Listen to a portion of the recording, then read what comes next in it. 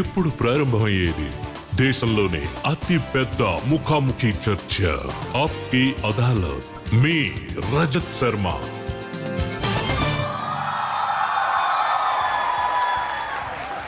నమస్కారం. ఆప్కి అదాలత్ కి మీకు స్వాగతం. ఆప్కి అదాలత్ లో ఇవాళ మనం చూడబోయేది సినీ పరిశ్రమలో వెలుగుతున్న ఒక నక్షత్రం. 87 సంవత్సరాలుగా ఈ కుటుంబం జనాల్ని ఎంటర్టైన్ చేసుకుంటూ వచ్చింది. మీకు నేను గుర్తు చేయనా? మే షాయర్ తో నహి. ఇప్పుడు మీకు గుర్తొచ్చుంటుంది 21వ వయసులో ఆయన. ఇంకోటి మీకు గుర్తు చేస్తాను, బచ్నా హే హసీనో. ఇప్పుడు ఖచ్చితంగా మీకు గుర్తొచ్చుంటుంది డాన్స్ అండ్ రొమాన్స్ లో ఈయన ఒక సూపర్ హీరో. ఈ హీరో సూపర్ స్టార్ 2 ఏళ్ల కుర్రాడు క్యారెక్టర్ కూడా చేశారు. దాంతోపాటు 90 సంవత్సరాల ముసలోడి క్యారెక్టర్ కూడా చేశారు. అందరికీ ఈయనంటే చాలా ఇష్టం. ప్లీజ్ వెల్కమ్ రొమాన్స్ ప్రపంచంలోనే super star, one and only Rishi Kapoor.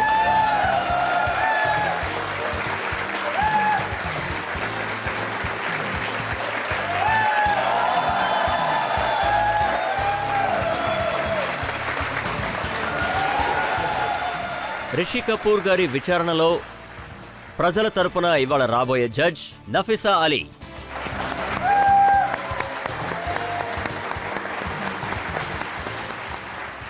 మనం ఈ కేసుని, ఆరోపణల్ని మొదలు పెట్టడానికి ముందు ఇవాల్టి జడ్జ్ అయిన నఫీసా అలీ గారిని పర్మిషన్ అడుగుదాం, తర్వాత మొదలు పెడదాం. అనుమతిస్తున్నాను. కేసుని మొదలు పెట్టండి.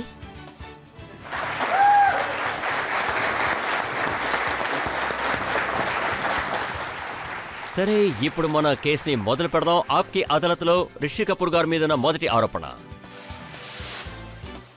ఆప్కి అదాలత్లో film super star Rishi Kapoor గారి మీదున్న మొదటి ఆరోపణ, ఆయన తన ఫ్యాన్స్ ని డిసప్పాయింట్ చేస్తుంటారు. రిషి గారు, మిమ్మల్ని ఒక రొమాంటిక్ హీరోగా ప్రజలు చాలా ఆదరించారు. 25 సంవత్సరాలుగా ప్రజలు మిమ్మల్ని ప్రేమించారు. ఇంకో 4-5 సంవత్సరాలు మీరు కంటిన్యూ అయితే బాగుంటుంది అనిపించే టైంలో మీరు వదిలేశారు. ఏం చేయమంటారు, శరీరం నాకొచ్చి అతుక్కుపోయింది. అంటే రజత్ గారు, అసలు జరిగింది ఏమిటంటే, ఒక సమయంలో ఏమైందంటే నా భార్య నీతు కూడా నాతో చెప్పింది. నేను దాని గురించి ఆలోచించాను. అంటే సినిమాలు నాకు బోర్ కొట్టడం మొదలుపెట్టాయి. ఎప్పుడూ జెర్సీ వేసుకుని ఊటీకి, స్విట్జర్లాండ్కి వెళ్ళి పాటలు మాత్రమే పాడుతుండేవాణ్ణి. చెట్ల కింద హీరోయిన్లను పట్టుకుని పరిగెత్తి ఆడేవాణ్ణి. ఒప్పుకుంటాను, డబ్బు బానే సంపాదించాను. కానీ యాక్టింగ్ విషయంలో నాకున్న ఆసక్తి పరిపూర్ణమయ్యేలా నాకు ఏ రోల్స్ రాలేదు. దాంతో నాకు అప్పట్లో కొత్త కుర్రాళ్ళు కూడా రావడం మొదలుపెట్టారు. సల్మాన్, షారూక్, అమీర్. నిజానికి ఇది 96, 97 ఆ టైం అనుకుంటాను. 98 ఆ టైంలో. అప్పుడు నేను వాలంటరీగా ఈ కెరియర్ని వదిలేద్దామని ఆలోచించాను. కంటిన్యూస్గా 25 ఇయర్స్ వర్క్ చేయడం అంటే 73 నుంచి 98 వరకు. 98లో కారోబార్ అనే సినిమా వచ్చింది. నిజంగా అప్పటి వరకు వర్క్ చేయడం అంటే అదో పెద్ద ఇన్నింగ్స్ అనే చెప్పాలి. నిజానికి ఎంతో తక్కువ మందే ఈ స్థాయికి వచ్చారు. మీరు తినే వాటిలో, తాగే వాటిలో ఎక్కువగా కాన్సన్ట్రేట్ చేసిన తర్వాత డైరెక్టర్స్ ఇంకా ప్రొడ్యూసర్స్ మీకు పని ఇవ్వడం మానేశారు.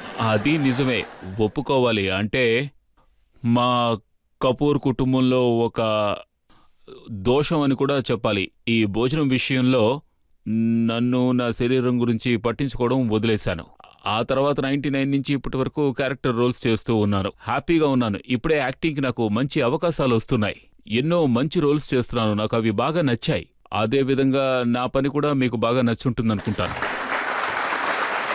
కానీ రిషి గారు, బాబీ అనే మొదటి సినిమాలోనే మీకు అతిపెద్ద సక్సెస్ లభించింది. అది సూపర్ హిట్ అయింది. మీరు అలాగే ఉంటుండొచ్చు కదా. నేను ఆ తుఫాన్తో పోరాడాను. ఆ పోరాటం నిజానికి అదొక యాక్షన్ ప్రపంచంలా ఉండేది. ఆ తుఫాన్ పేరు అమితాబ్ బచ్చన్. అది అమితాబ్ బచ్చన్ గారి టైం అని చెప్పాలి. అమితాబ్ బచ్చన్ లాంటి యాంగ్రీ మెన్స్ ఉండే టైం అది. హీరోలు తుపాకీలు పట్టుకుని ధైర్య సాహసాలు అవి చేస్తూ కత్తులు పట్టుకుని బ్యానర్లో ఉండేవారు. కానీ నేను మాత్రమే గిటార్ పట్టుకుని నిలబడేవాడిని.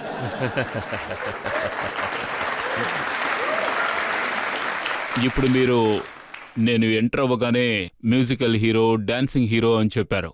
ఇటువంటి ఇంట్రొడక్షన్ ఉండాలని నేను ఏ రోజు అనుకున్నదే లేదు. నేను కోరుకున్నది ఏమిటంటే నేను ఒక మంచి కళాకారుణ్ణి కావాలని మాత్రమే. ఎందుకంటే నా కోరిక ఏమిటంటే ప్రజల్ని సంతోషపెట్టి వారి మనసులో స్థానం సంపాదించాలి ఒక మంచి కళాకారుడుగా. ఎందుకు మీకు ఇలాంటి ఒక ఇంట్రడక్షన్ వచ్చిందంటే బాబీ సినిమాలో మీరు ఒక రొమాంటిక్ హీరో. బాబీ పూర్తయిపోయింది కదా, అది 44 ఇయర్స్ అయిపోయింది. అదేమన్నా నిన్న జరిగిన విషయం. అప్పట్లో మేము చాలా చిన్న కుర్రాళ్ళం. చెప్పాలంటే నాకు 21 ఏళ్ల వయసు ఉంటుంది. ఆ తర్వాత మీరు చేసిన చాలా సినిమాలు సూపర్ హిట్ అయ్యాయి. అన్ని సినిమాల్లోనూ మీరు రొమాంటిక్ గా 32 మంది కొత్త హీరోయిన్స్ తో రొమాన్స్ చేశారు.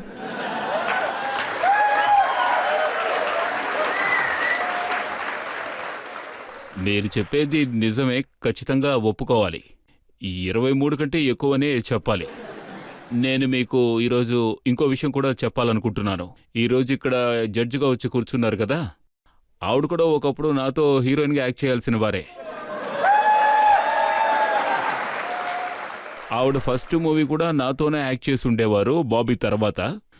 రాజ్ కుమార్ గారు బాబీ తర్వాత ఆవిడ్ని కోల్కతాలో చూశారు. ఆయన ఈవిడ్ని రిక్వెస్ట్ కూడా చేశారు, ఒకవేళ మీరు సినిమాలో యాక్ట్ చేస్తే నేను చాలా సంతోషపడతానని చెప్పారు. కానీ ఆవిడ గార్డియన్ వద్దని చెప్పారు. అప్పుడు ఆవిడకి చాలా చిన్న వయసు, ఆవిడ ఇంకా చదువుకోవాలనుకున్నారు. కానీ ఆ 23, 24 అయి ఉండేది ఈవిడ నాతో యాక్ట్ చేస్తుంటే. కానీ బాబీ సినిమా వచ్చిన తర్వాత మిగతా హీరోల వయసు చాలా ఎక్కువగా కనిపిస్తోంది. మీది చాలా చిన్న వయసు కాబట్టి మీ వయసుకి హీరోయిన్స్ ఎవరు దొరకలేదట. కరెక్ట్గా చెప్పారు. నేను ఇక్కడ ఈ విషయం చెప్పి తీరాలి. నిజానికి ఏమైందంటే బాబీ కంటే ముందు రిలీజ్ అవుతున్న సినిమాలను చూసుకుంటే ఆ సినిమాల్లో రెగ్యులర్గా మెచ్యూర్డ్ హీరోస్ యాక్ట్ చేసేవారు. బాబీ మొదటి సినిమా అంటే ఒక టీనేజర్ యాక్ట్ చేయడం. నా వయసు అప్పుడు 19 లేక ఒక 20 ఏళ్ళు ఉండొచ్చు. ఆ తర్వాత డింపుల్ నాకంటే 6 ఏళ్ళు చిన్నవిడ. అప్పట్లో ఒక రియల్ టీనేజ్ సినిమా ఇదనే చెప్పాలి. అప్పట్లో వచ్చింది. బాబీ సినిమా హిట్ అవ్వగానే ఫిల్మ్ ఇండస్ట్రీలో ఒక ఇడియం ఉండేది. అదేమిటంటే ఆ సమయంలో ఉన్న హీరోస్ అందరూ మగాళ్ళలా ఉండేవారు, హీరోయిన్స్ అందరూ ఆడవాళ్లలా ఉండేవారు. బాబీ సినిమా రిలీజ్ అయిన తర్వాత హీరోస్ అందరూ కుర్రాళ్ళైపోయారు, హీరోయిన్లందరూ ఆ అమ్మాయిలైపోయారు. ఇది రాత్రికి రాత్రే కొంతమంది సీనియర్స్ యాక్టర్స్ ఉండేవారు, వాళ్ళు కాలేజ్ స్టూడెంట్స్ క్యారెక్టర్స్ ఆపేశారు. సో ఇదే జరిగిన వాస్తవం. అలాగే నేను ఇంకో విషయం కూడా విన్నాను, మీరు ఒకే హీరోయిన్తో వరుసగా 12 సినిమాలు చేశారట. తనెవరు? ఇంకెవరు? తను నా భార్యే, ఇంకెవరో కాదు. 12 కాదు, 11, ఇప్పుడు నాకు తెలిసి 14 అయ్యుంటాయి. నీతుతో నేను 14 సినిమాలు యాక్ట్ చేశాను. ఒకరితో 14 సినిమాలు చేశారంటే ఆవిడలో మీకు అసలు ఏం నచ్చింది? నాకు అప్పుడే అర్థమైంది తనతో 14 సినిమాలు యాక్ట్ చేయలేదంటే నేను అయిపోతాను అని. ఈ కాలంలో హీరోస్ చూసారంటే చాలా ఎక్కువగా కష్టపడుతున్నారు.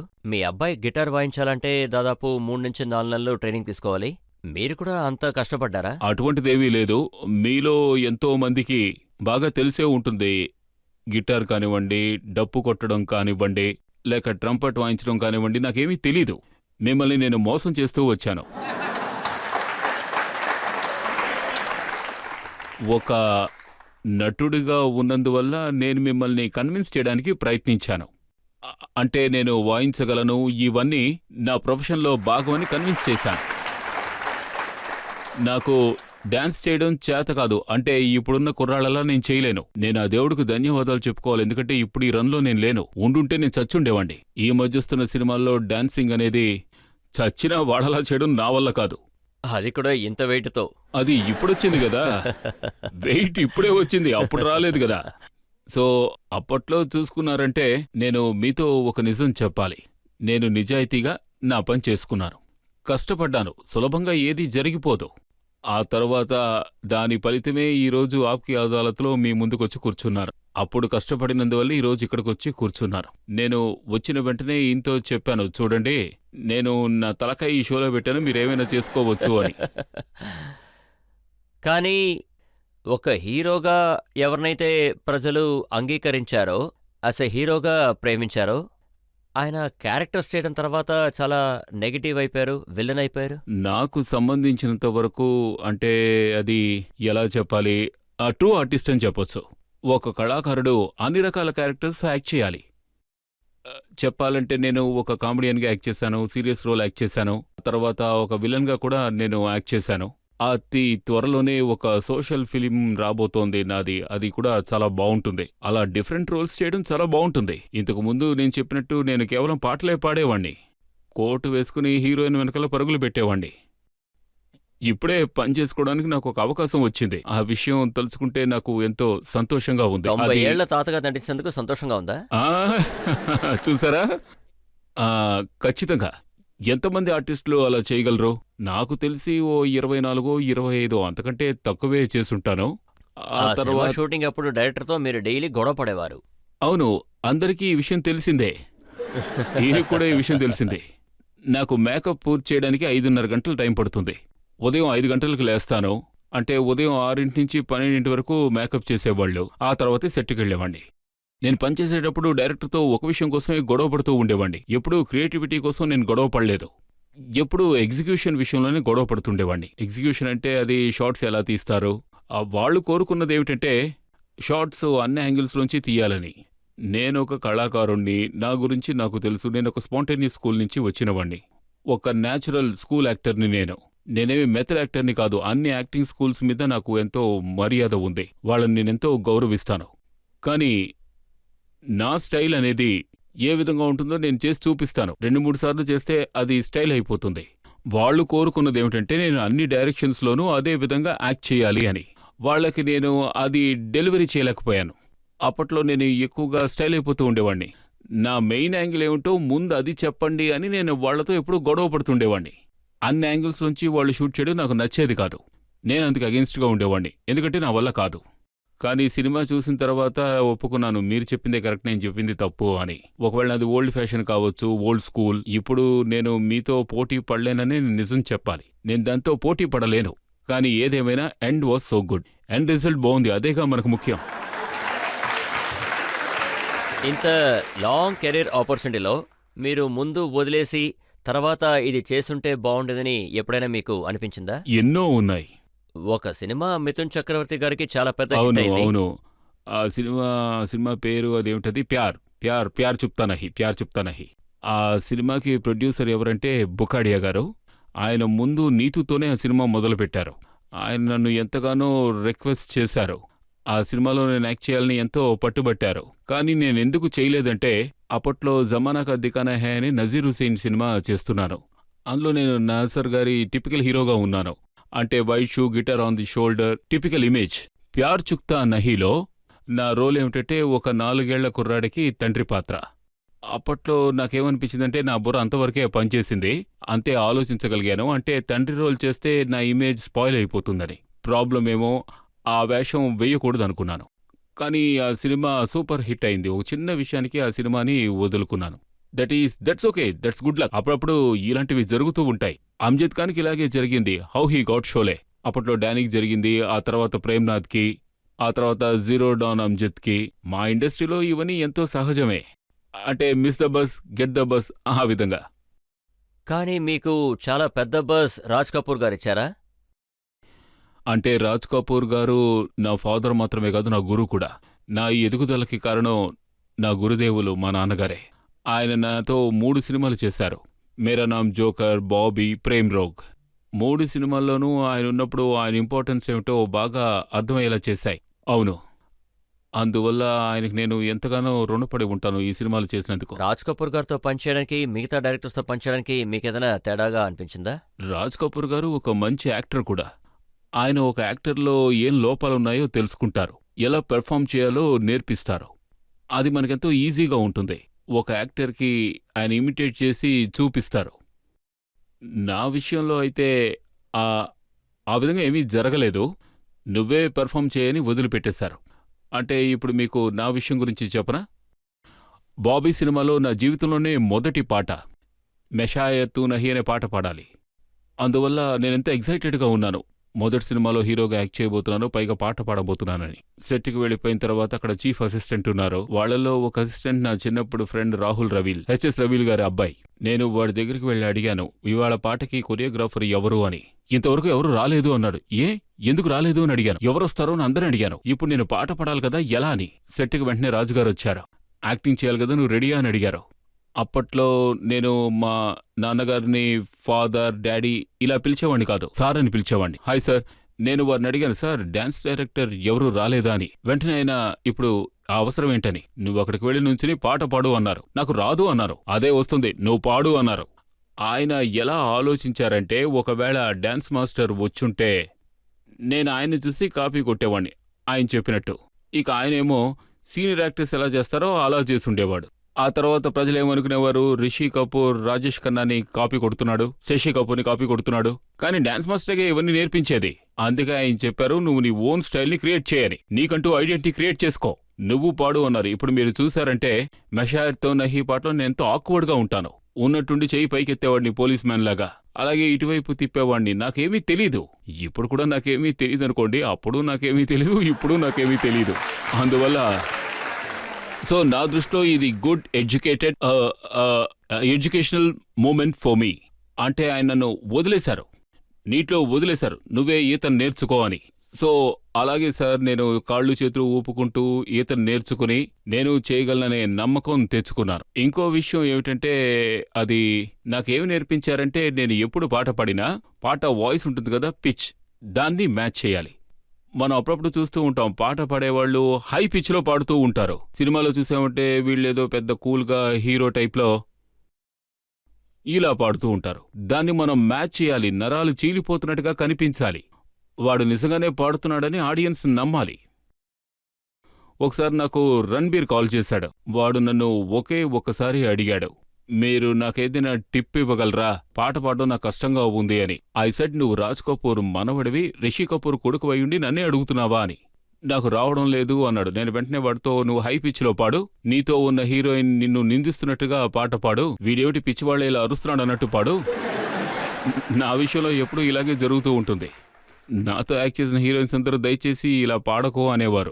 కానీ ఆడియన్స్ నా పాట వింటారా ఏమిటి, కిషోర్ కుమార్ పాడుతున్నారు, రఫీ గారు పాడుతున్నారు అనుకుంటారు. సో అందువల్ల నేను దాన్ని కూడా ఇష్టపడ్డాను. ఇప్పుడు నేను మీకు ఎగ్జాంపుల్ చెప్పాను కదా, గిటార్ వాయిస్తున్నట్టు, తబలా వాయిస్తున్నట్టు.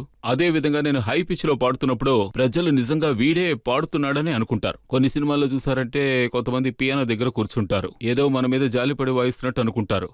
కొంతమంది గిటార్ని ఇలా పట్టుకుని కూర్చుంటారు, గిటార్ వాయిస్తున్నట్టు ఏ యాక్షను చేయరు. అప్పట్లో నా మనసులో వెన్ ఐ వాస్ కిడ్ చూసి అనుకునేవాడిని, ఏమిటిది, గిటార్ చేతిలో ఉంది కానీ వాయించడం లేదే. అప్పుడే నేను నిర్ణయించుకున్నాను, నేను ఎప్పుడు సినిమాలో యాక్ట్ చేసినా ఇటువంటి తప్పు మాత్రం చేయకూడదు అని. వీడు నిజంగానే వాయిస్తున్నాడని జనం అనుకోవాలి అనుకున్నాను. కొన్ని షోస్కి వెళ్తే కొంతమంది నన్ను గిటార్ వాయించమని అడిగేవారు. నాకు వాయించడం రాదనేవాడిని. ఏమంటున్నారు సార్, మీరు వాయించడం మేము చూసాం కదా అనేవారు. నేను, నాకు రాదయ్యా బాబు, నన్ను వదిలిపెట్టండి అనేవాడిని. సో ఇటువంటి చిన్న చిన్న విషయాలు నేను నేర్చుకున్నాను. నాకు నచ్చిన విషయాలు మీకు చూపించాను, మీరు కూడా వాటిని అంగీకరించారు. Thanks to all. Thank you. ప్రజలు మిమ్మల్ని ఎంతగానో ప్రేమించారు, మీరు కూడా దాన్ని ఒప్పుకున్నారు. మీరు జీవితంలో నేర్చుకున్నదే ప్రజలు కూడా చెప్పారు. ఇప్పుడు మనం ఒక బ్రేక్ తీసుకుందాం. బ్రేక్ తర్వాత ఆప్కి అదాలత్లో రిషి కపూర్ గారి మీద ఆరోపణలు కొనసాగుతాయి. వచ్చేయండి. ఒక పేపర్లో వచ్చింది, ఆయనకి కత్రినా కైఫ్ గారికి ఫ్రెండ్షిప్ ఉంటుంది. తర్వాత అవును, నేను ఇది చదివాను.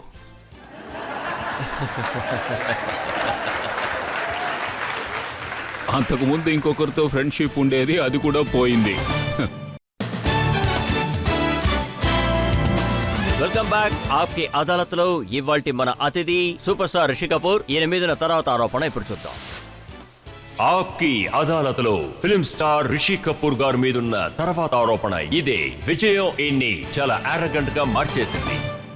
రిషి గారు, మీకు ఎన్నో సక్సెస్ లభించాయి. నేను ఫేమస్, మా నాన్న ఫేమస్, మా తాత ఫేమస్, మా అబ్బాయి ఫేమస్, నా వైఫ్ ఫేమస్, నా తమ్ముడు కూడా ఫేమస్. ఇవన్నీ మనసులో పెట్టుకుని మీరు మిగతా వాళ్ళతో మిస్బిహేవ్ చేయడం మొదలు పెట్టారా? ఇది నిజమేనంటారా? నేను బై నేచర్ యారగెంట్ అయితే ఏం చేయగలం? That is me, take it or leave it. But మీరు చెప్పిన విషయం నిజమే. నా చుట్టూ ఉన్న మనుషులు వాళ్లకంటూ ఒక పొజిషన్ని ఏర్పరచుకున్నారు, స్థాపించుకున్నారు. నాకు ఎంతో గర్వంగా ఉంది. అంటే ఇండస్ట్రీలో మా కుటుంబం, వారి పాత్ర 87 సంవత్సరాలుగా ఉంది. 87 years, అట్లీస్ట్ 100 years ఉంటుందనుకుంటా. మీరంతా ఇంత ప్రేమ చూపిస్తున్నారు, నేను దానికి ఎంతో రుణపడి ఉంటాను. ఇది ఇలాగే కొనసాగాలి. రణ్బీర్ కూడా ఈ ప్రయాణంలో ఇలాగే కొనసాగిపోవాలి. చాలా పెద్ద కుటుంబం, చాలా పెద్ద పెద్ద పేర్లు, పృథ్వీరాజ్ కపూర్, రాజ్ కపూర్, శశి కపూర్, రిషి కపూర్. కానీ పేరు చూస్తే మాత్రం చింటూ ఆ, నుండి ఇంకా చెప్పండి. ఇంకా డబ్బు అని కూడా. చెప్పండి. అందుకే నేను రణ్బీర్కి పెట్టనేమే పెట్టలేదు. నాకు చింటూ అనే పేరు ఎలా వచ్చిందో తెలుసా మీకు? నేను పుట్టినప్పుడు నా పెద్దన్నయ్య రణ్వీర్ కపూర్ నాకంటే 5 ఏళ్ళు పెద్దవాడు. ఆయన స్కూల్లో ఓ పెద్ద కవిత చెప్పాడు. ఒక రిడిల్ చెప్తుంటారు కదా, రిడిల్ని తెలుగులో ఏమంటారు? పొడుపు కదా. అంటే చాలా చిన్న చింటూ, పొడుగైన తోక. చింటూ ఎటు వెళ్ళినా తోక వెనకాలే వెళ్తుంది. అదేమిటి? అది సూదీదారం. సూదీదారం కదా. అప్పట్నుంచి అన్నయ్య నన్ను చింటూ అని పిలవడం మొదలుపెట్టాడు. ఇప్పటి వరకు నేను ఆయనతో గొడవ పడుతూనే ఉన్నాను. చింటూ అని పేరు పెట్టారు, ఇంకో పేరే దొరకలేదా అని. కానీ ఈ చింటూ ఒక పెద్ద యాక్టర్ అయిన తర్వాత మీరు డైరెక్టర్స్కి ఏం చెప్పారంటే నేను రాత్రిపూట పని చేయను అన్నారట. ఈ విషయం కూడా నిజమే. అంటే నేను ఒక సినిమాని ఎలా రిఫ్యూజ్ చేశానో మీతో చెప్తాను. నేనెక్కడో దూరంగా షూటింగ్లో ఉన్నాను. ఒక ప్రొడ్యూసర్ నన్ను ఫాలో అవుతూనే ఉండేవారు. కథ వినండి అంటూ. అప్పట్లో నాకు బొత్తిగా టైమే ఉండేది కాదు. నేనెంతో బిజీ యాజ్ అన్ యాక్టర్. 2 షిఫ్ట్లు పనిచేసేవాణ్ణి. ఒకరోజు ముంబైలో 2 స్టూడియోల్లో షూట్స్ ఉన్నాయి. రెండింటికి 1.5 అవర్ ట్రావెల్. అప్పుడు ఆయనతో చెప్పాను, నువ్వు అక్కడికొచ్చాయి, నేను ఫస్ట్ షిఫ్ట్ అక్కడ పనిచేస్తాను, 2వ షిఫ్ట్కి నేను వ్యాన్లో వెళ్లే దారిలో మీరు నాకు కథ చెప్పొచ్చు అని. నాకు అప్పుడు అంతే టైం ఉంది. సరేనా?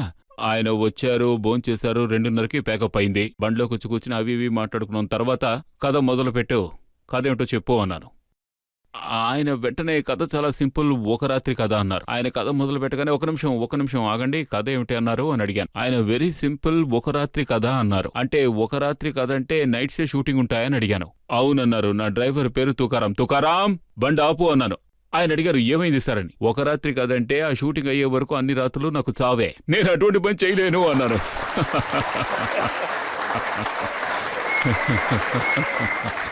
నేను ఆ సినిమా వదిలేశాను. కమిట్ అయితే నైట్సే షూటింగ్స్కి వెళ్ళాలి, అందుకే వదిలేశాను. నేను ఎంతగా డిసోరియంటెడ్ అయిపోయానంటే రాత్రి వరకు సాగర్ సినిమాలో యాక్ట్ చేస్తూ ఉన్నాను. అదే సాగర్ సినిమాలో ఓ 45 రోజులకి ఎలా అయిపోయానంటే, నేను రాత్రి షూటింగ్ పూర్తి చేసుకుని ఉదయం వస్తే చిన్నపిల్లలు స్కూల్కి వెళ్ళిపోతుండేవారు. ఆ తర్వాత నేను నిద్ర లేచేటప్పటికి మా ఇంట్లో ఎవరూ ఉండేవారు కాదు.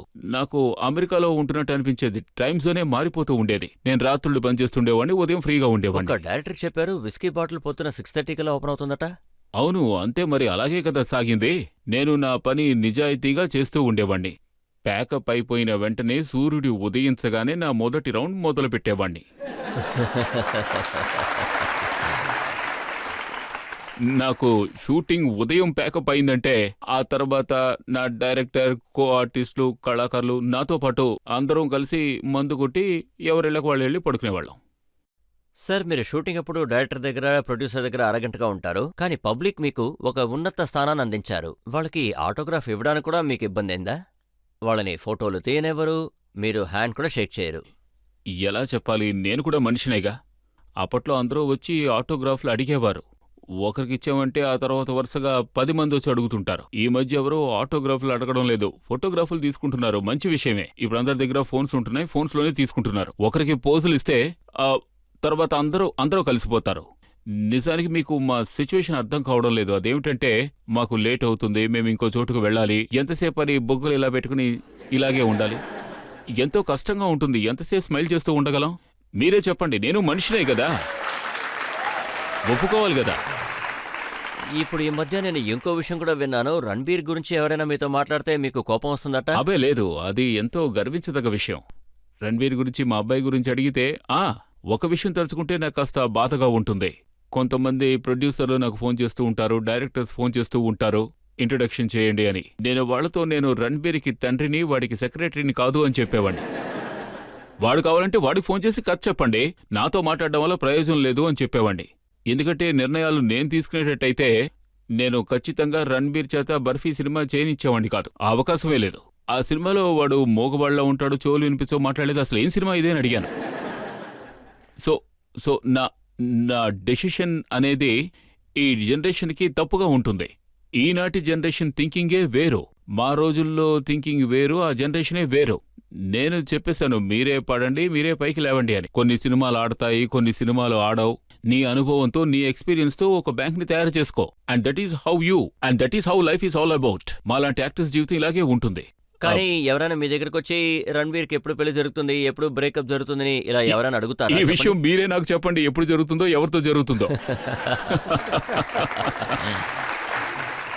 కానీ ఒక విషయం మాత్రం చెప్తున్నాను, ఆ పెళ్లి ఎప్పుడు జరిగినా గ్రాండ్గా అద్భుతంగా జరుగుతుంది. పెళ్లి జరిగినప్పుడు కొన్ని పేపర్స్లో వచ్చాయి, ఆయనకి కత్రినా గారికి మంచి ఫ్రెండ్షిప్ ఉండేది, ఇప్పుడు లేదా? అవును, ఇది నేను కూడా చదివాను.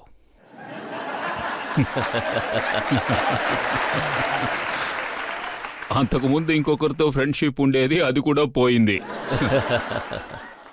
ఏం చేస్తాం, మనది చంటి పిల్లల మనసు. అంటే మా వృత్తిలోకొచ్చాక ఏదైనా సీన్లో యాక్ట్ చేస్తున్నప్పుడు మనసు తడబడుతూ ఉంటుంది. అందుకు ఎగ్జాంపులే నేను కూడా నాతో యాక్ట్ చేసిన వాళ్ళ మీద మనసు పారేసుకున్నాను కదా. కానీ మీరు నీతూ మేడం గారిని 5 ఏళ్ళు వెయిట్ చేయనిచ్చారట? అబే లేదే, అటువంటిదేం లేదు. మేము 80లో మాకు పెళ్ళయింది. 79 అంటే 80 జనవరి. అప్పట్లో మేము ఒకరు అంటే ఒకరికి తెలుసు. 1 సంవత్సరం తర్వాతే క్లోజ్ అయ్యాం. తర్వాత ఇక్కడే ఢిల్లీలోనే నాకు ఎంగేజ్మెంట్ అయింది. నేను ఇక్కడ ఢిల్లీకి ఇంకొకరు ఎంగేజ్మెంట్ కోసం వచ్చాను, కానీ చెప్పా పెట్టకుండా నాకే ఎంగేజ్మెంట్ చేసేశారు. సో దీన్నే డెస్టినీ అని అంటారు. కపూర్ ఫ్యామిలీలోని ఎన్నో ప్రేమ కథల్ని మేము విన్నాం, కానీ ఎక్కువగా జనాలు మాట్లాడుకుంది నర్గీస్ రాజ్ కపూర్ వాళ్ళ ప్రేమ కథ. చెప్పండి, దాని గురించి చెప్పండి. ఈ విషయాన్ని మేమెంతో గౌరవిస్తున్నాం. కొన్ని సమయాల్లో ఆర్టిస్టులే కానివ్వండి, డైరెక్టర్స్ కానివ్వండి, యాక్ట్ చేస్తున్నప్పుడు ఒక ఫ్రెండ్షిప్ ఏర్పడుతుంది, తర్వాతి ఘట్టానికి వెళ్తారు. బికాస్ మా పని అనేది it is a creating world, inspiring world. అంటే ఒక ఉద్వేగం ఉంటుంది, మనం ఇన్స్పైర్ అవుతుంటాం. ఎలా చూసినా వీఆర్ హ్యూమన్ బీయింగ్స్. మనిషినిగా ఇష్టపడగలడు, అది వదిలేసి జంతువుల్ని ప్రేమించలేం కదా. So we are part of that. It's happens with everybody. అందువల్ల అది పెళ్ళి అయిపోయిన వాళ్ళకు కూడా ఒక్కోసారి ఇటువంటి విషయాలు జరుగుతూ ఉంటాయి. ఏమని చెప్తాం, it's a part of life, అంతే. కానీ ఫిలిం ఇండస్ట్రీలో నర్గీస్ రాజ్ కపూర్ వాళ్ళ ప్రేమ కథ కన్నా వేరే ప్రేమ కథ ఏది లేదని అంటూ ఉంటారు. అవును, ఇది కూడా ఒక కథే. నాకు ఈ విషయం చెప్పడానికి ఎటువంటి సిగ్గు లేదు.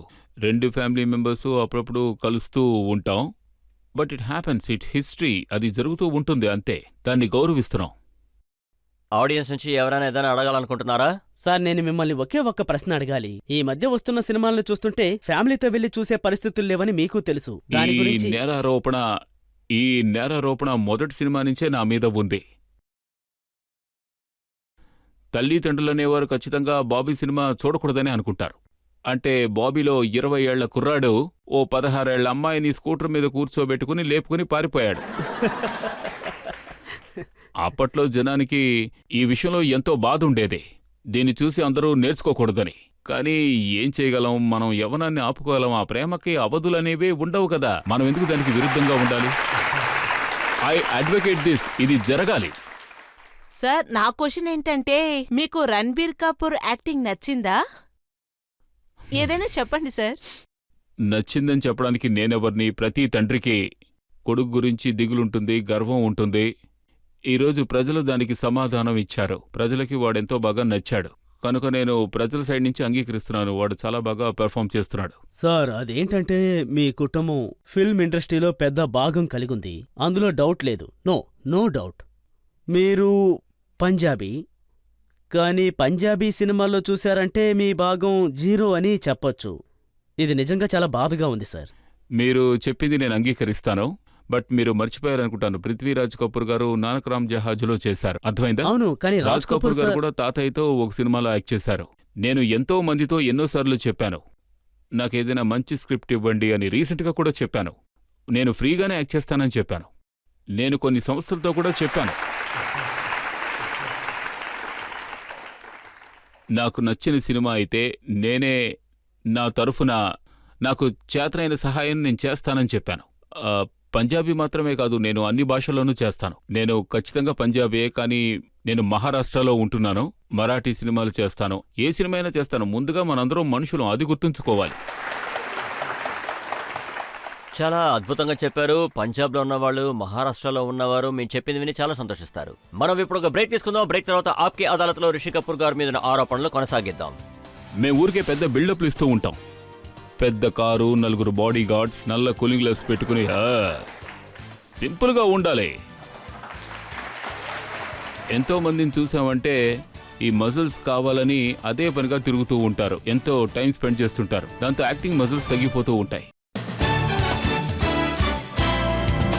Welcome back. ఆప్కే అదాలత్ లో ఇవాళ film super star Rishi Kapoor గారి మీద కేసు జరుగుతోంది. ఆయన మీదున్న తర్వాత ఆరోపణ. ఆప్కి అదాలత్ లో ఫిలిం స్టార్ రిషి కపూర్ గారి మీదున్న తర్వాత ఆరోపణ ఇదే. ఈయనకు అసలు నాలుక అదుపులోనే ఉండదు. రిషి గారు మాకు నీతూ గారు చెప్పారు. అదేంటంటే రిషి గారు ఎవరితో ఎప్పుడు ఎలా మాట్లాడతారో ఎవరికీ తెలియదుట. చాలా కరెక్ట్గా చెప్పింది. ఎలా చెప్పాలి, నేను డిప్లొమసీని ఎప్పుడూ నేర్చుకోలేదు. మనసుకేం తోస్తే అదే మాట్లాడతాను. కాబట్టి ఇది నా విషయంలో ఒక షార్ట్ కమింగే. ఎక్కువగా నేను ఆలోచించను, మాట్లాడిస్తుంటా. అప్పుడు టేబుల్ కింద నుంచి మీకు దెబ్బలు పడేవి కదా? నాకు ఎన్ని మార్కులు వచ్చాయో చూపించరా?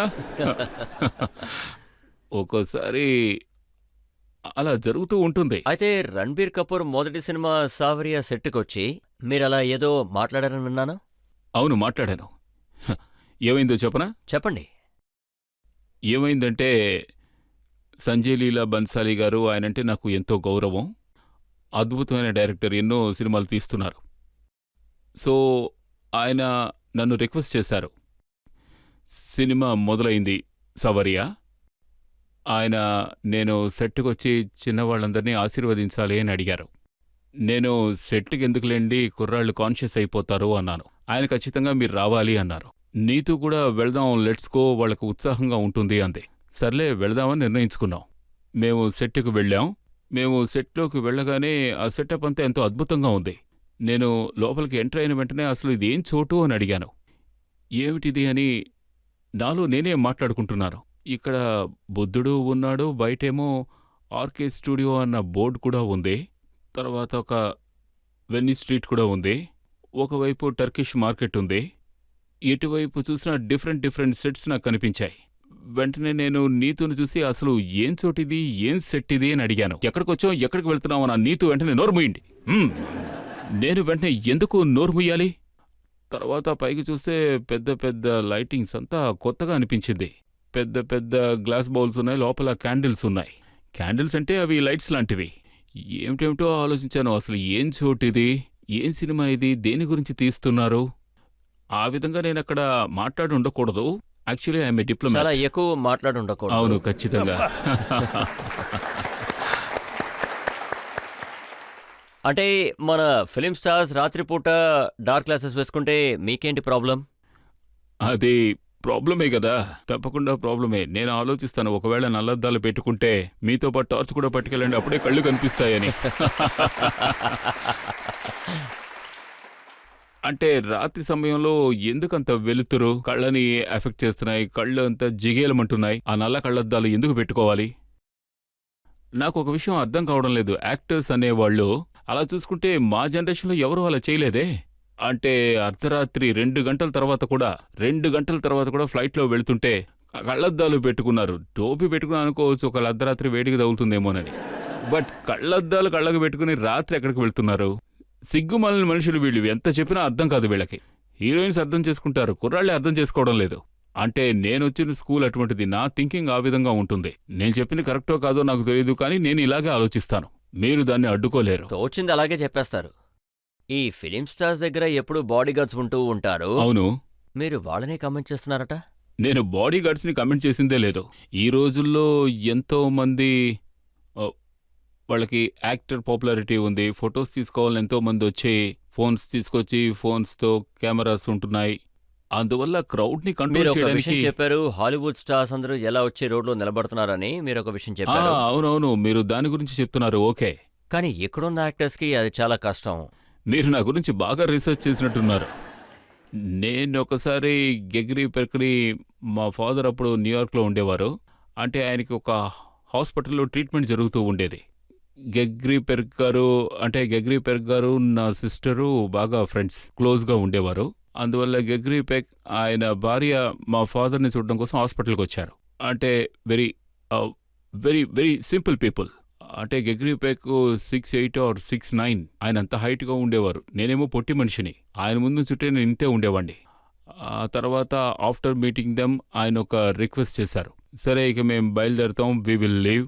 కిందకొచ్చారు. నిండిన రోడ్డు మీద మెనాట్రల్లో, నిండిన రోడ్డు మీద మెయిన్ అవెన్యూలో. ఆయన అప్పట్లో మొబైల్ ఫోన్స్ ఏం లేవు. సో వెయిట్ చేస్తున్నారు. సరిగ్గా ఈ టైంకి కార్ తీసుకురా అని వెయిట్ చేస్తున్నారు. రోడ్డు మీద పార్క్ చేయడం కుదరదు. ఆ రోడ్డు మీద బళ్ళు అటు ఇటు వెళ్తున్నాయి, జనం అటు ఇటు తిరుగుతున్నారు. వాళ్ళు అక్కడ నుంచునున్నారు. ఎంతో మంది వచ్చి వాళ్ళకి షేక్ హ్యాండ్స్ ఇచ్చారు, మాట్లాడుతున్నారు. కొంతమంది ఫోటోలు తీసుకున్నారు.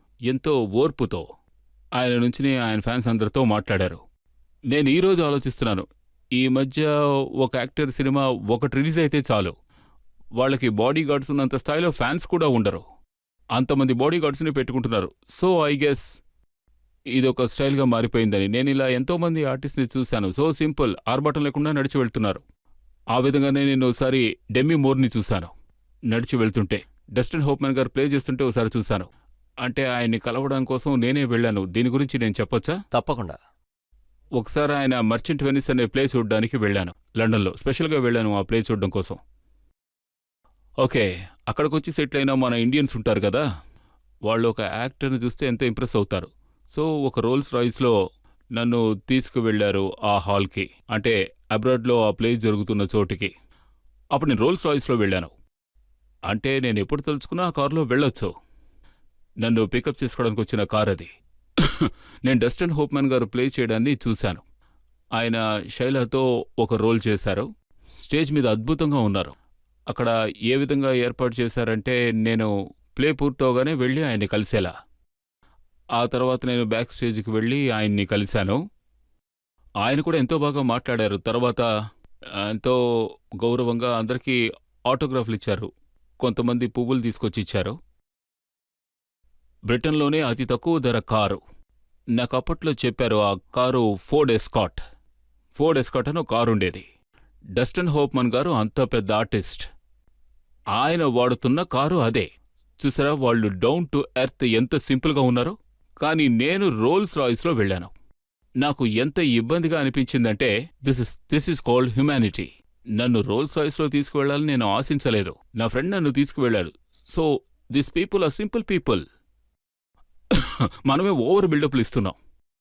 పెద్ద కారు, నలుగురు బాడీగార్డు, నల్ల కళ్ళద్దాలు, ఈ విధంగా. సింపుల్గా ఉండండి అయ్యా. ఇప్పుడు ఈ బాడీ బిల్డింగ్ చూస్తే మీకు బాధగా ఉంటుందా? అది కాదు, ఇలా చూడండి, హెల్తీగా ఉండడం ప్రయారిటీ కదా. మా టైంలో ఆ విధంగా ఉండేవాళ్ళం కాదు. ఆ అవసరం కూడా మాకు రాలేదు. ఇప్పుడు నేనేం చూస్తున్నానంటే, బాధపడాల్సిన విషయం ఏమిటంటే, రజిత్ గారు ఈ మధ్య ఎంతో మంది మజిల్స్ పెంచుకోవడం మీదే దృష్టి పెడుతున్నారు. టైం వేస్ట్ చేసుకుంటున్నారు. బట్ యాక్టింగ్ విషయంలో వదిలేస్తున్నారు.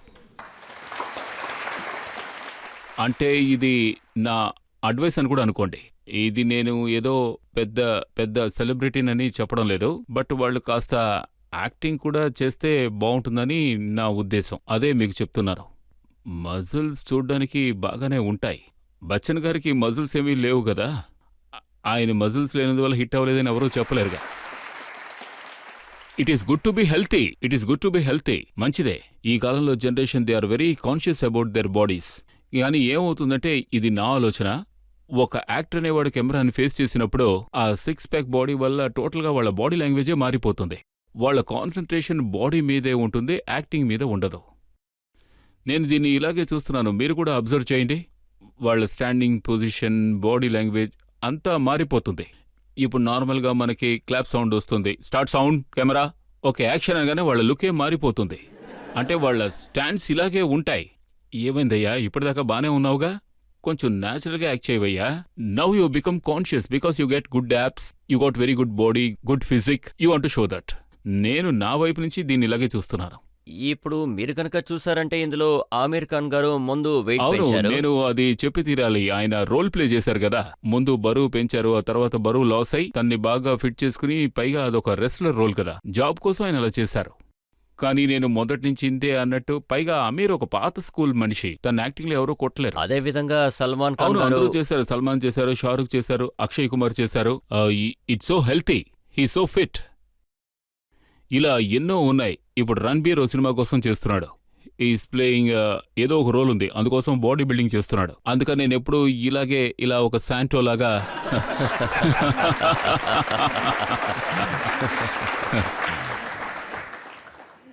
రిషి గారు, మీ పేరున చాలా కాంట్రవర్సీస్ ని క్రియేట్ చేశారు.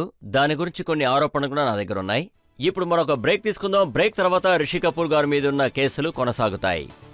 నేను ఒక ఆర్టిస్ట్ని, పొలిటీషియన్ అవ్వాలని కోరుకోలేదు. నేను ఒక ఆర్టిస్ట్ని, ఎప్పుడు ఆర్టిస్ట్ని. మీరు పొలిటీషియన్ అవ్వాలని అనుకోవట్లేదు, కానీ మోడీ గారు లండన్ లో ఒక స్పీచ్ ఇచ్చారంటే దాన్ని బాగా మెచ్చుకున్నారు కదా. నాకు మోడీ గారు చెప్పింది కరెక్టే అనిపించింది. మీరు మోడీ గారిని మెచ్చుకుంటున్నారు, స్మృతి గారిని మెచ్చుకుంటున్నారు, కానీ రాహుల్ గాంధీ గారిని ఎప్పుడూ మెచ్చుకోలేదు. ఆయన బాగానే నేను మాట్లాడుతున్నారు. ట్వీట్ చేసి చెప్పే స్థాయిలో ఆయన ఏమీ చేయలేదు.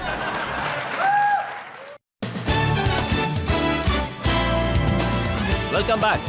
ఇవాల్టి ఆప్కి అదాలత్లో మన అతిథి రిషి కపూర్. ఆప్కి అదాలత్లో తర్వాత ఆరోపణ. ఆప్కి అదాలత్లో ఫిల్మ్ స్టార్ రిషి కపూర్ గారి మీదున్న తర్వాత ఆరోపణ ఇదే. అన్ని విషయాల మీద ఈయన కమెంట్ చేస్తూ ఉంటారు. రిషి గారు, ఇప్పుడు మీకు సంబంధం లేని విషయాల్లో కూడా మీరు ట్వీట్ చేస్తున్నారు, దాని గురించి ట్వీట్ చేస్తున్నారు. బీహార్లో మద్యాన్ని నిషేధించడం వల్ల నేను అక్కడికి వెళ్ళనని అన్నారు.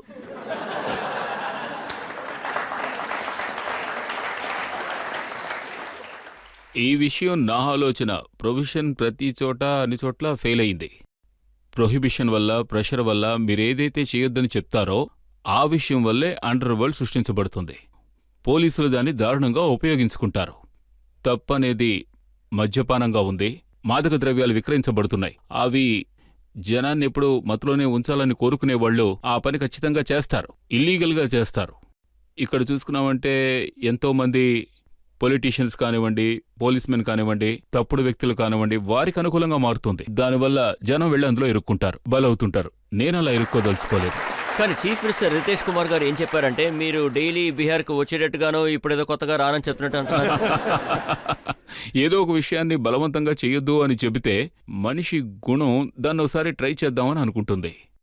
Let the decision be there. We're all literate nation now.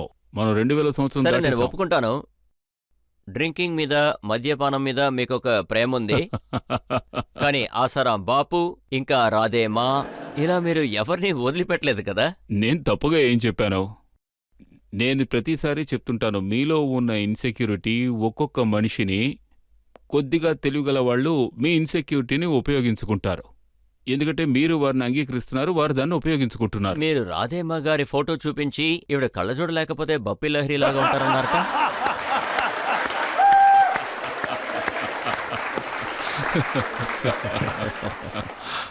నేను ఎవరి మనసుని గాయపరచదలుచుకోలేదు, కానీ నేను కష్టపెట్టాలనుకోవడం లేదు. నాకేమనిపించిందంటే, ఈవిడ ఎవరు, ఏ గురుమాత, ఏ గురువు, మొత్తం బంగారంలో మునిగిపోయున్నారు. ఈవిడ అచ్చం చూడ్డానికి బప్పీలహరి చెల్లెలాగే ఉందనుకున్నాను.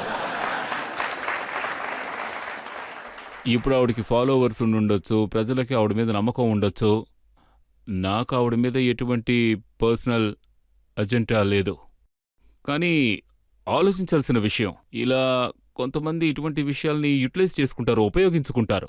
మనుషుల వీక్నెసెస్ని, మన వీక్నెసెస్ని వాళ్ళు, ఆ ఇంటెలిజెంట్ పీపుల్, వాళ్ల మార్గంలో వాళ్ళు అన్ని పనులు చేసుకుంటూ పోతారు. ఆ తర్వాత మీరు బాబా రామ్ రహీం గురించి కూడా మాట్లాడారు. అంటే నేను ఆయన రోల్ చేయడానికి రెడీగా ఉన్నాను, నా మీద కేసు వేయండి అని చెప్పారు. నాకు అంత గుర్తులేదు. ఒకసారి నేను వారిని కలిశాను, బాగా మాట్లాడుకున్నాం. బట్ ఒకవేళ నేనేమైనా రోల్ చేయాల్సి ఉంటే, నాకు అటువంటి అవకాశం వస్తే నేను వారిని ఇన్స్పిరేషన్గా తీసుకోవచ్చుగా. ఆయన్ని కమెంట్ చేసినందుకు కేకు శారదా గారి మీద కేసు వేసేశారు. ఇదిగో చూడండి, ఫోటో కూడా ఉంది. ఓకే, మీరలా ట్వీట్ చేసిన విషయం మీకు అసలు గుర్తులేదా? ఏమిటి?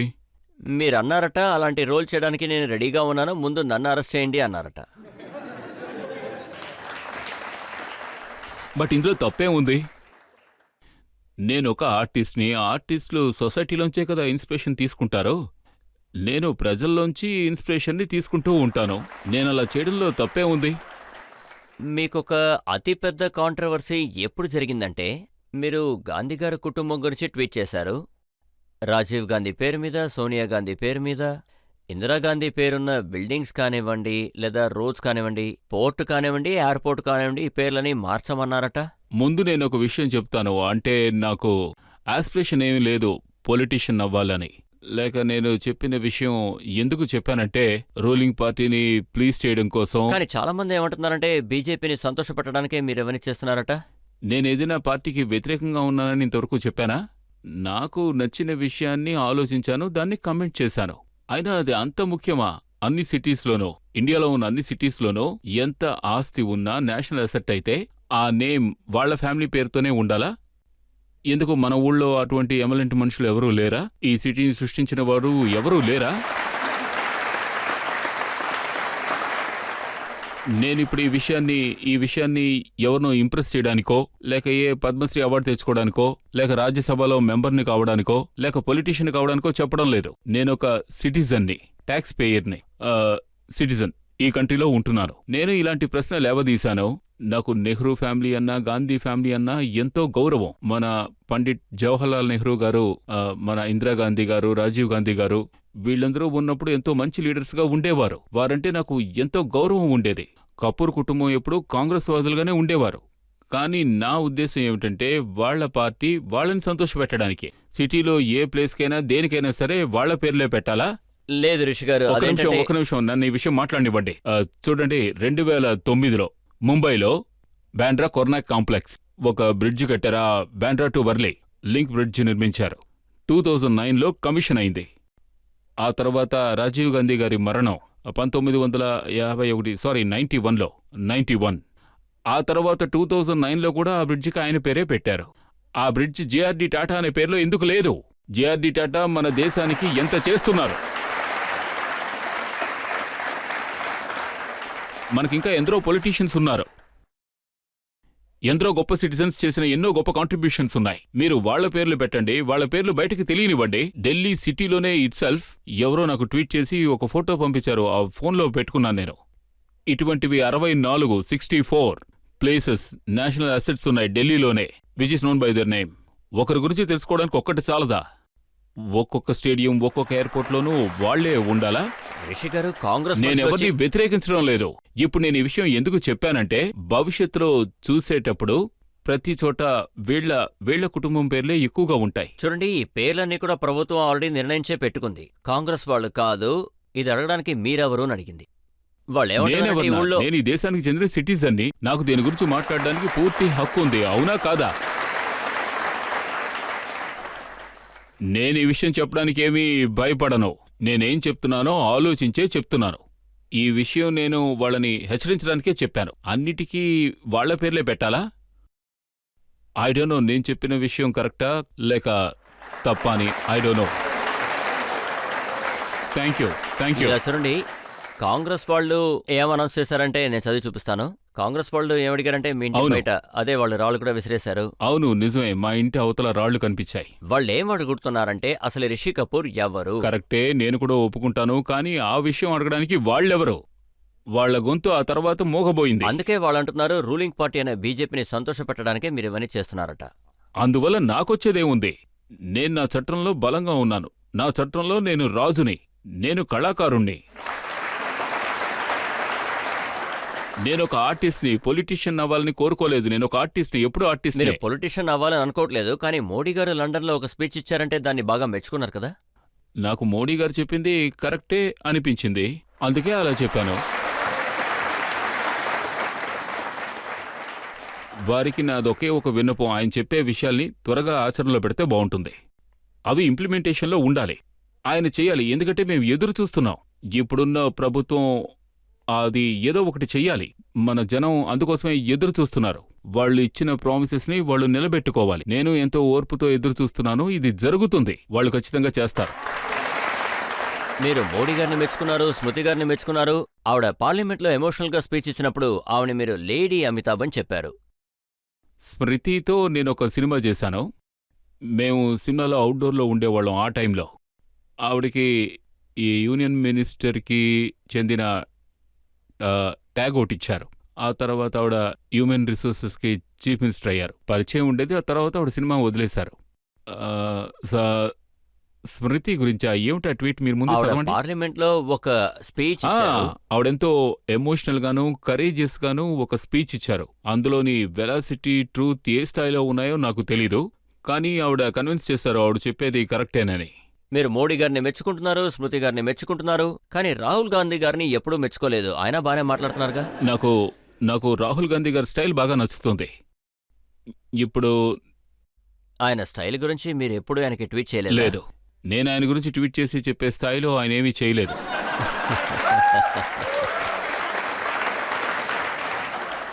కొంతమంది ఏమంటారంటే మీకు చాలా పెయిన్ ఉంది, మీరు ఇన్ని సంవత్సరాలు ఫిలిం ఇండస్ట్రీలో పనిచేశారు, ఎన్నేళ్లు కాంగ్రెస్ మీకు ఎలాంటి పద్మ అవార్డు ఇవ్వలేదు, కానీ ఇప్పుడు మీరు మోడీ గారి నుంచి తీసుకోవాలనుకుంటున్నారు. అయ్యో, 44 ఏళ్ళు, 44 ఇయర్స్ పనిలో ఉన్నప్పుడే పట్టించుకోలేదు, ఇకపైన ఏమిస్తారు?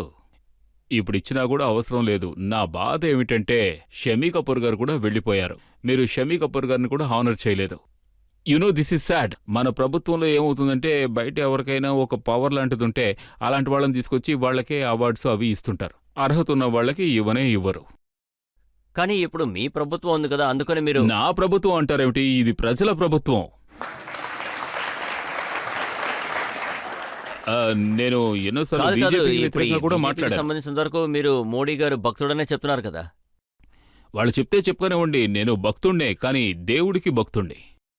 ఇప్పుడు ఈ భక్తుల్ని ఈనాటి ప్రపంచంలో ఏ కానిటేషన్లో చూస్తున్నారో నాకు అర్థం కావడం లేదు. కానీ yes, so be it I yam.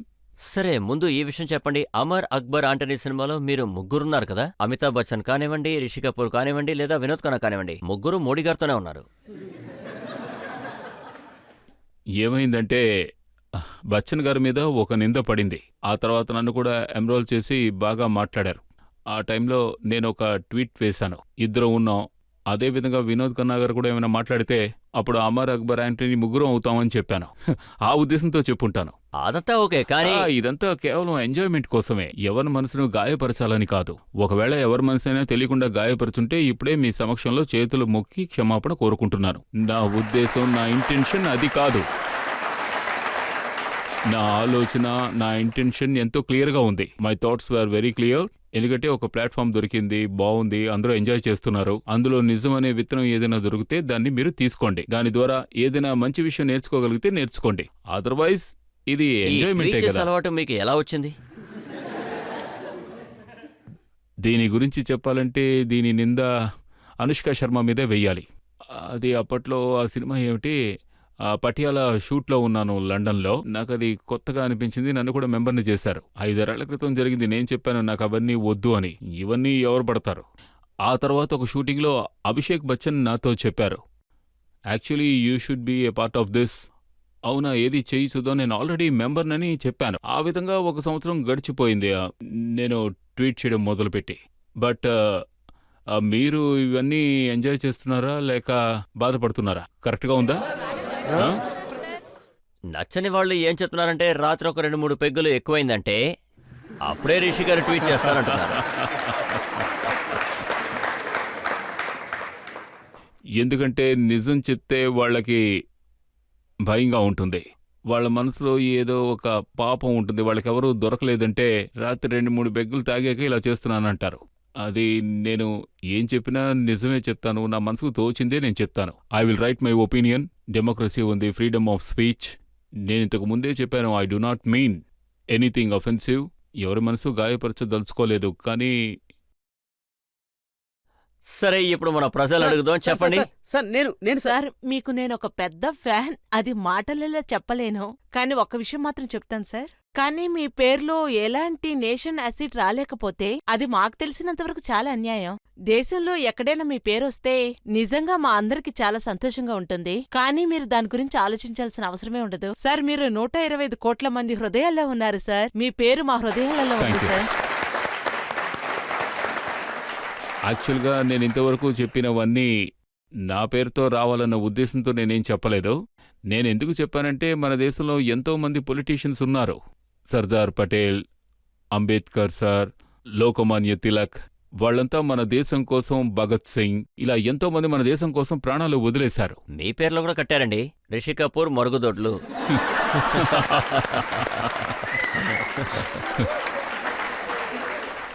ఇది అవును, ఎవరో నాతో చెప్పారు, ఇదిగో, నేను కూడా ఇక్కడ ఉంది, విన్నాను. చూడండి. ఆ తర్వాత దీనికి సమాధానం నాకు బదులు ఎవరో ఇచ్చేశారు, ఈ మరుగుదొడ్లో చేసేదేముంటుంది అని. సార్, అది నా ప్రశ్న ఏంటంటే మీరు ఎందుకని ఆ విధంగా చెప్పారు? ఇదేమన్నా మీ నాన్న ఆస్తి అనుకున్నారా అని మీరు చెప్పాలనుకున్నది షార్ట్గా చెప్పుండొచ్చు, అందరికీ అర్థమై ఉండేది. దాన్ని తలుచుకుంటేనే సార్ నాకు కొంచెం బాధగా ఉంది. అందుకని నేను నేను ఇలాగే అలా- బాధపడుతున్నాను. మీరు మాట్లాడే పదాల్లో వాళ్ళకి ఇబ్బంది లేదు, కానీ మీ ఆలోచన విధానమే వాళ్ళకి ఇబ్బంది. అదే ఇప్పుడు నాకు అర్థమైంది, అందుకే నేను బాధపడుతున్నాను. అన్ని ఇంట్లో పెళ్లాల రాజ్యాలే జరుగుతాయి. మీ ఇంట్లో నీతు మేడందా లేకపోతే మీది జరుగుతుందా? నన్ను చూస్తే ఎవరు అధికారం చలాయిస్తారో తెలియడం లేదా?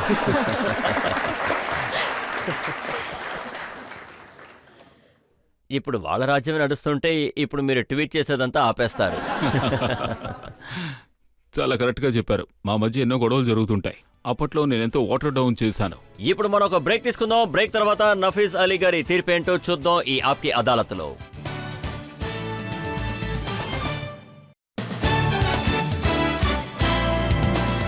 Welcome back. ఆప్కి అదాలత్లో ఇవాళ మనం కేసు జరిపింది రిషి కపూర్ గారి మీద. ఆయన్ని ఎన్నో ప్రశ్నలు అడిగాం. ఆయన లైఫ్ గురించి అడిగాం, ఆయన కాంట్రవర్సీస్ గురించి అడిగాం. అది మాత్రమే కాదు, సినిమా లైఫ్ గురించి కూడా అడిగాం. ఆయన అన్ని ప్రశ్నలకి చాలా ఓపెన్ గా సమాధానం చెప్పారు. ఇప్పుడు మనం ఆప్కి అదాలత్లో వినబోయేది నఫీజా అలీ గారి తీర్పు మాత్రమే. కోర్టు యొక్క విచారణ అదేంటంటే రజత్ సార్ వచ్చి ఎలాంటి క్లాస్ తీసుకున్నారని చింటూకు తెలిసిందనుకుంటాను. యాక్చువల్లీ ఏంటంటే వీళ్ళు మాట్లాడే ప్రతి మాటలు ప్రజలు నేర్చుకోవచ్చు, అది నేను చెప్తున్నాను. దేశం గురించి, సినిమా ఇండస్ట్రీ గురించి. కానీ నాకు తెలిసినంతవరకు మీకు ఎలాంటి పొలిటికల్ లీన్ లేదనుకుంటాను. కానీ మీరు ట్వీట్ చేసే ప్రయత్నంలో మిగతా వాళ్లకి అది ప్రయోజనంగా ఉంటుంది, దానికి మీరు బలవుతారు. ఈ విషయంలో మీరు చాలా జాగ్రత్తగా ఉండాలి. ఇప్పుడు మీరు ఒక రిఫరెన్స్ ఇచ్చినట్టు అన్ని విషయాలు ఎందుకు గాంధీ కుటుంబానికే జరుగుతుందా అని. ఇన్నేం అదేంటంటే పొలిటికల్ పార్టీ పవర్లో ఉన్నప్పుడు కాంగ్రెస్, కానీ మీరు అప్పుడు ఆ విషయాన్ని చెప్పలేదు. కానీ ఇప్పుడు ఈ పార్టీ పవర్లో ఉంది, కానీ ఇప్పుడు మీరు చెప్తున్నారు. ఇప్పుడు నన్ను మాట్లాడనివ్వండి. నేను చెప్పేదేంటంటే యాక్చువల్గా నేను దీనికి సమాధానం చెప్పగలను. ఖచ్చితంగా. జనం అవును, తెలుసుకోవాలి. దీని గురించి చాలా మంది Of అడిగారు. course, చెప్పచ్చా? of course. చెప్పండి. ఏం జరిగిందంటే సాయంత్రం టైంలో ఢిల్లీలో నేను చూస్తూ ఉన్నాను, అక్బర్ రోడ్లో, మహారాణా ప్రతాప్ రోడ్ అని అంటారు. అప్పుడు నాకు మనం ఎందుకు ఈ విషయాన్ని చెప్పకూడదు అని అనిపించింది. అంటే ఉన్నవన్నీ, అంటే నేషనల్ అసెట్స్, వాటికి ఒకరి పేరే పెడుతున్నారు, అది ఎందుకు? అప్పట్లో నేనుంటే నేను ఇదే చెప్పేవాణ్ణి. ఒకవేళ ఆ రోడ్డు పేరు, సోషల్ విషయాలు ఇప్పుడు ఎందుకు మాట్లాడుతున్నారు? అదే చెప్తున్నాను, అప్పుడే జరిగింది. ఇవన్నీ పొలిటికల్ కాదు, పొలిటికల్ నేను ఆటలు. చెప్పేదేమిటంటే- ఇదొక విధమైన ఆటలు. నేను చెప్పేదేంటంటే Rishi, you have to be. Rishi గారు, మీరు చాలా కేర్ఫుల్ గా ఉండాలి. ఎందుకంటే మీరు ఒక రోల్ మోడల్, ఐకాన్. మీరు అనుకుంటే ఎన్నో విషయాలు నేర్పించగలరు. చాలా మెసేజ్ యువకులకి ఇవ్వచ్చు. దాని ప్రయాణం ఇప్పుడుండే జనరేషన్ కి చాలా ఉపయోగపడుతుంది. Thank you. అంతే. రిషి కపూర్ గారు ఇలాగే ఆయన జీవితంలో ఎప్పుడూ చాలా ఓపెన్ గానే ఉంటారన్న నమ్మకంతో ఈ ప్రపంచాన్ని ఎంటర్టైన్ చేయాలి, ప్రజల మనసులో స్థానం సంపాదించాలి, ఇంకా చాలా సంవత్సరాలు ఆయన పని చేయాలి. ఇదే మా కోరిక. ఇంతటితో మన షోని ముగిద్దాం. తర్వాత షోలో ఇంకొక సెలబ్రిటీతో మిమ్మల్ని కలుస్తాను. అప్పటి వరకు ధన్యవాదాలు. ఉంటాను.